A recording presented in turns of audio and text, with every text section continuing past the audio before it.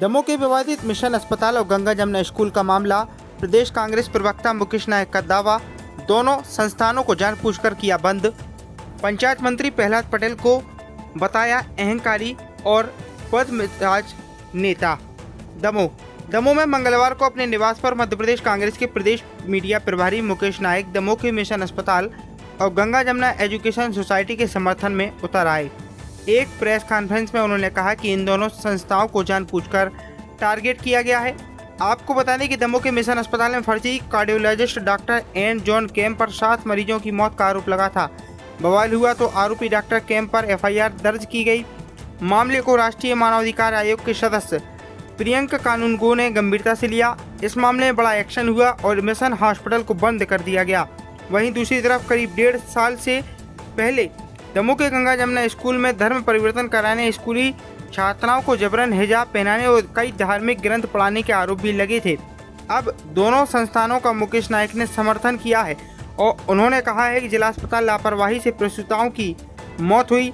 यहां लापरवाह पर हत्या का मामला दर्ज किया जाना चाहिए, लेकिन जिस मिशन अस्पताल में लोगों की जान बचाई जा रही थी, दर्जनों लोगों का डायलिसिस सस्ते दामों पर किया जा रहा था। आज उनमें से कई मरीजों की मौत हो गई है और जो बचे हैं उन्हें अब परेशानियों के बीच जबलपुर जाकर डायलिसिस कराना पड़ रहा है। इसके बाद नायक ने कहा, हमने RTI में यह जानकारी ली गई है कि पिछले 20 सालों में दमोह में एक भी धर्मांतरण का मामला सामने नहीं आया है, तो फिर गंगा जमुना स्कूल पर आरोप और फिर कार्रवाई पर संस्थान को बंद क्यों किया गया? यह सोची समझी साजिश है। मिशन अस्पताल और गंगा जमुना स्कूल बंद होने से दमोह के आम गरीब इंसान को स्वास्थ्य और शिक्षा के क्षेत्र में बहुत बड़ा नुकसान हुआ है। मुकेश नायक ने इस सब के पीछे मुख्य भूमिका में रहे मानवाधिकार आयोग के सदस्य प्रियंक कानूनगो को भी आड़े हाथों लेते हुए जमकर आरोप लगाए और उनकी जांच कराने की मांग की। वहीं मुकेश नायक ने पंचायत मंत्री प्रहलाद पटेल को बदमिजाज और अहंकारी बताया। नायक ने पूर्व केंद्रीय मंत्री एवं वर्तमान में पंचायत मंत्री प्रहलाद पटेल को भी अपशब्द कहे। उन्होंने कहा कि दमोह में एक कहावत चलती थी कि जिसे अपनी बेइज्जती कराना हो वह प्रहलाद पटेल के बंगले पर चला जाए। ऐसे बदमिजाज नेता, ऐसे अहंकारी नेता जो दमोह की जनता को कीड़े मकोड़ों की तरह देखता था, उसके बाद भी दमोह की जनता ने उसे 10 साल तक लोकसभा सदस्य बनाकर रखा। कहाँ गई यहाँ के लोगों की ताकत और कहाँ गया वह आज़ादी की अभिव्यक्ति का जज्बा? दमोह जिस तरह की राजनीति से गुजर रहा है वह किसी से छिपी नहीं है। जब कांग्रेस छोड़कर राहुल सिंह BJP में गए और चंद्रभान से भाजपा छोड़कर कांग्रेस में आए तो दमोह की दमदार जनता ने उन्हें भी नकार दिया। दोनों ही आयाराम गयाराम की संस्कृति को दमोह की साहसी जनता ने नकार दिया। क्या कुछ कहा मुकेश नायक ने बेबाकी से, आइए आपको दिखाते हैं। और जो आरोप आप लगा रहे हैं सब असत्य है। मैंने आपको स्वयं कागज बताया कि राज्य सरकार ने सूचना के अधिकार के तहत ये सूचना दी है कि 20 साल से दमोह जिले में कोई धर्मांतरण की शिकायत नहीं है, हुआ ही नहीं। और आप धर्मांतरण का आरोप लगाकर एक संस्था की मान्यता खत्म कर रहे हैं। ऐसी संस्था जिसका संबंध हजारों गरीबों से है, जिसमें सोनोग्राफी होती है, एंडोस्कोपी होती है, CT स्कैन होता है, डिजिटल एक्सरे होता है, डायलिसिस होती है और जिसने कैथलैब लगाई है, जिसमें वॉल्व चेंज होते हैं, पेस मेकर लगाया जाता है, एंजियोग्राफी होती है, एंजियोप्लास्टी होती है। आपने ये कहा कि एक डॉक्टर की नियुक्ति के कारण कैजुअलिटी हुई और जिन्होंने नियुक्ति की जिस संस्था के माध्यम से और जिस संस्था को ऑन रिकॉर्ड प्रोफेशनल फीस दी गई, क्या आप इनकी पूरी जांच करें और रिकमेंड करें। वो संस्था बदल गई, उसने पैसे भी ले लिए। जो डॉक्टर जबलपुर से आया था जिससे शिकायत लिखवाई गई, उस डॉक्टर का स्टेटमेंट तो मैंने आपको पत्रकार वार्ता में बताया है कि वो क्या कह रहा है। और इतने कंट्राडिक्शंस कैसे हो गए? जो कैथलैब है उसके पंजीयन को अनवैलिड कहा है इन्होंने, जबकि एक जो भी DM कार्डियोलॉजिस्ट है उसके पास OTP जाता है, उसके बाद फिर ऑनलाइन रजिस्ट्रेशन होता है। रजिस्ट्रेशन के बाद ही जिले चिकित्सा अधिकारी और कलेक्टर अनुमति देता है। ये सब अनुमति दी और बाद में कहने लगे सब अनवैलिड है। जिन्होंने इतने वर्षों तक सेवा की, लोगों को रोजगार दिया,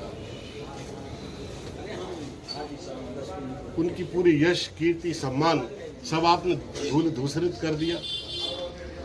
मैंने पूरी डिटेलिंग करी है और आपको लिखित में पूरा स्टेटमेंट भी अपना दिया है। काफी दिनों बाद कांग्रेस अपने इस मुद्दे को उठा रही है, काफी लंबा टाइम हो गया। देखिए, ये मुद्दा तो जनता को उठाना चाहिए था। ये पब्लिक इशू है, जनता का मुद्दा है ये। और राजनीतिक लोग जब किसी मुद्दे को उठाते हैं तो वो जन आंदोलन नहीं बन पाता है।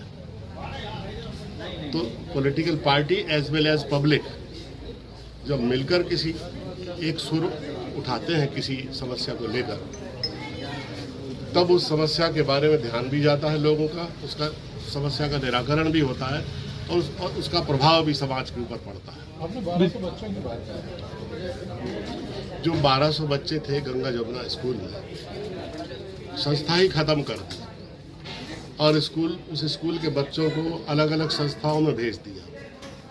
अब जब जो 8 से 10 साल तक कोई बच्चा किसी स्कूल में पढ़ता है, अचानक जब उसका कैंपस चेंज होता है तो कैंपस कल्चर बदलता है, एकेडमिक डिसिप्लिन बदलता है और कहीं कहीं एकेडमिक एक्सीलेंस में भी फर्क आता है। तो उस पीड़ा से वो बच्चे गुजरे।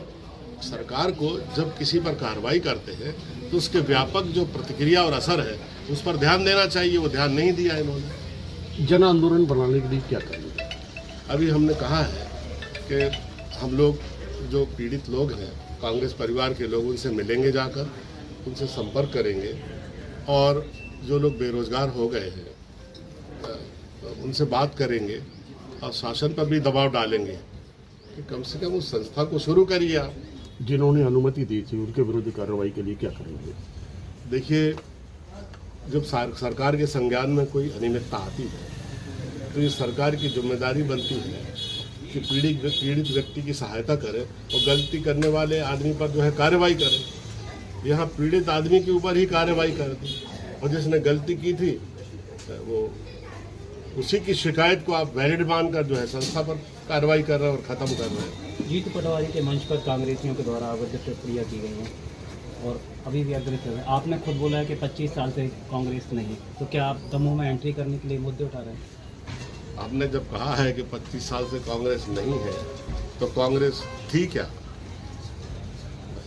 जनता एक तरफा जनादेश दे रही है और हमें ऐसा लगता है कि कभी कभी जनतंत्र में जो जनादेश निरंतर एक दिशा में चल रहा है तो उस पर पुनर्विचार होना चाहिए। लोगों को सोचना चाहिए, सही गलत का अवलोकन करना चाहिए और क्या खोया क्या पाया इसका सही आकलन करना चाहिए।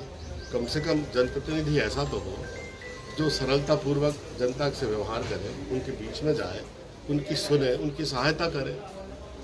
अगर ऐसे जनप्रतिनिधि नहीं है, क्या हम राहुल लोधी की प्रशंसा करने लगे?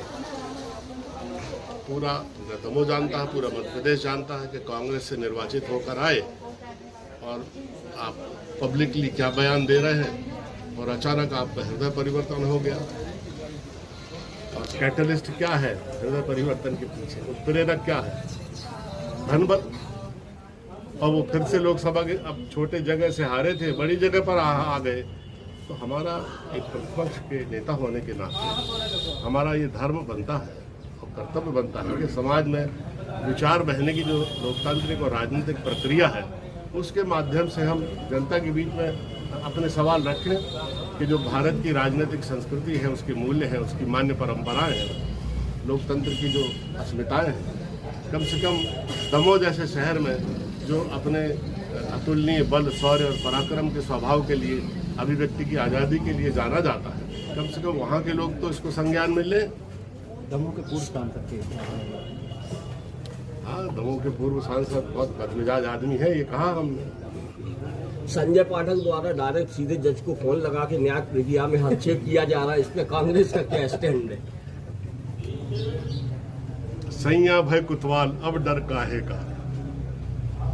कटअप चाहे जिसको फोन कर, पैसा है, सत्ता है। जीतू पटवारी की इस बात का कुछ पत्रकारों के साथ मारपीट का मामला सामने आया। मुझे आज पता लगा और ये बहुत अच्छे वरिष्ठ पत्रकार थे, कुछ घटना हुई है, मुझे उसकी डिटेलिंग नहीं पता, पर ये बहुत दुर्भाग्यजनक है। बिल्कुल ऐसा नहीं होगा। पार्टी के केंद्रीय मंत्री का दर्जा प्राप्त है, जो इतने बड़े आयोग का राष्ट्रीय अध्यक्ष है, क्या दमों में संस्था में हजारों आदमी काम करते हैं, हजारों आदमी, लाखों आदमी दमों में रहते हैं, क्या एक भी आदमी नहीं मिला जो संस्था के खिलाफ FIR करता? उनको क्या जरूरत पड़ गई थी कि खुद थाने में जाकर FIR करते? तो मैं ये कहना चाहता हूं कि समूची गरीबों की संस्था को बर्बाद करना, सही परिप्रेक्ष्य में चीजों का आकलन नहीं करना, जो सेवा कर रहे हैं उनकी सेवा को नकारते हुए एक संस्था को खत्म करना, निर्दोष लोगों पर मुकदमे दर्ज करना और उसके पीछे गलत आधार बनाना शोभा नहीं देता इतने बड़े लोगों को, जो स्वयं इतनी बड़ी संस्थाओं में न्याय के लिए काम कर रहे हैं। जिस संस्था ने उस डॉक्टर का चयन किया है, जिसने प्रोफेशनल फीस ली है, उस संस्था के खिलाफ कोई कार्रवाई नहीं, बल्कि ये कह दिया जब तक वो संस्था अपने बाकी डॉक्यूमेंट्स पे हस्ताक्षर करती तब तक ये मीडिया ट्रायल हो गया, तब तक ये मुकदमे दर्ज कर दिए गए और संस्था पर दबाव डाला गया कि कह दे कि हमने तो हस्ताक्षर नहीं किए, हमारा इससे कुछ लेना देना नहीं है। तो फिर फीस किस बात की ली? ऑन रिकॉर्ड खाते में पैसे गए, ऑनलाइन पैसे गए। कैसे संस्था मना कर सकती है कि हम जिम्मेदार नहीं है, और उसको कैसे इससे अलग रख के देखा जा सकता है? तो उनकी भूमिका को लेकर मैं तो ये कहूँगा कि एक जुडिशियल इंक्वायरी हो और ऐसे व्यक्ति को, जिसने हजार लोगों का रोजगार छुड़ा लिया, जिसके कारण डायलिसिस की कमी के कारण दमों के 30 लोग मर गए, आप सब जानते हैं। हजारों लोग जो गरीब इलाज कराते थे वो वंचित रह गए।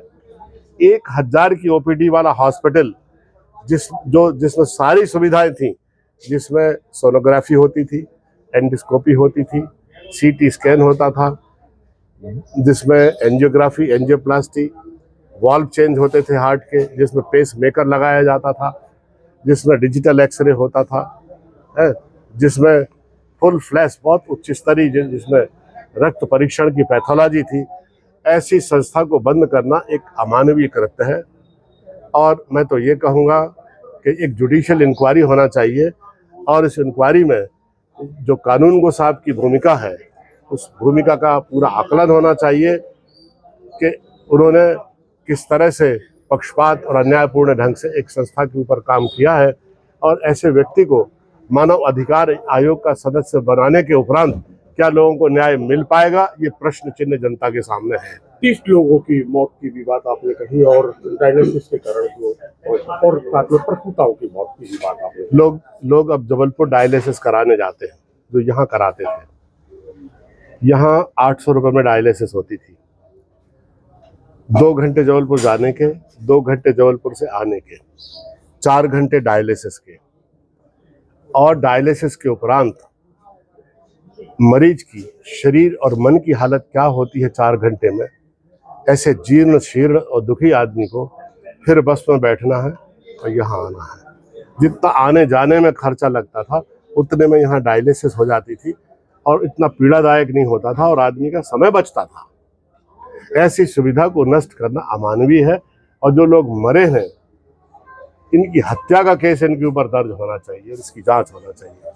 प्रसूताओं की मौत की भी बात उठाई। आप बताइए, इसकी किसी ने चर्चा नहीं की। जबलपुर के मेडिकल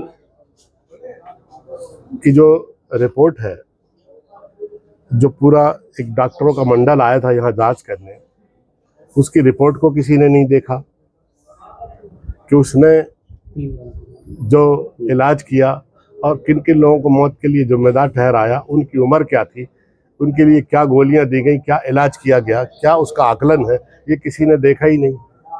और 10 महिलाओं से ज़्यादा दमों के जिला अस्पताल में उनकी मृत्यु हो गई, कोई बोलने ही तैयार नहीं है। सरकारी अस्पताल में, बताइए आप।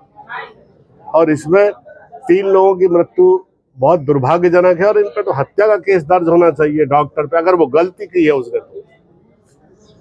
और यहाँ पर गायनोकोलॉजिस्ट और पूरे अस्पताल मैनेजमेंट पर हत्या का केस दर्ज होना चाहिए। तो वो जिला किस तरह के विचारों से, किस तरह की राजनीतिक संस्कृति से गुजर रहा है, ये आप स्वयं इसके साक्षी हैं। जब कांग्रेस छोड़कर राहुल सिंह बीजेपी में गए तो उन पर गंभीर आरोप लगे, और जब बीजेपी छोड़कर चंद्रभान सिंह कांग्रेस में आए तो कांग्रेस पर गंभीर आरोप लगे, और दोनों बार आया राम गया राम की संस्कृति को हमारे दमों के साहसी लोगों ने नकार दिया। लेकिन दुर्भाग्य से एक छोटी जगह से उनको विरक्त किया और बड़ी जगह पर फिर बिठा दिया, गलती दोहरा दी।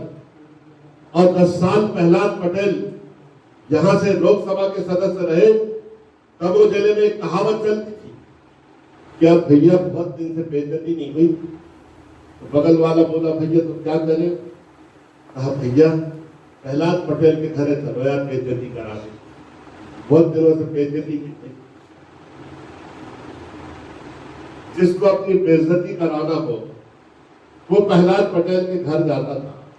ऐसा बदमिजाज नेता, इतना फाउल माउथ नेता, इतना अहंकारी नेता, जो कीड़ा मकोड़ा की तरह दमों की जनता को देखता था, और दमों की जनता ने 10 साल तक उस आदमी को यहाँ के लोकसभा का सदस्य बनाकर रखा। कहाँ गई यहाँ के लोगों की दमहोई की ताकत? कहाँ गया वो पुरुषार्थ? और कहाँ गया वो अभिव्यक्ति की आजादी का जज्बा जो नल और नील राजा के जमाने से एक समृद्ध विरासत के रूप में दमों की जनता को मिला था? मैं